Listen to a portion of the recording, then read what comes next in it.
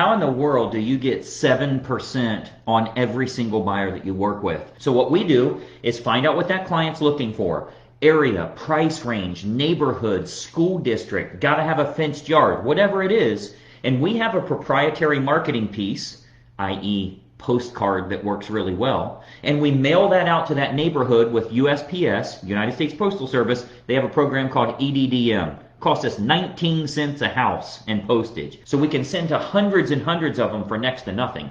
So we'll go to that neighborhood with an offer that says, I have a buyer that wants to buy your house. If your buyer is willing to buy that house, how much should you charge that seller for commission? You're not representing them. You're representing the client. And how much should you charge them? Oh, your buddy will list it for you at 5%? Why don't you go that option? I got a buyer. You'll never have a sign in the yard. It'll be a done deal, whatever you want to do. I'm showing you what we do and why it works so well, because we control the market if we control that buyer.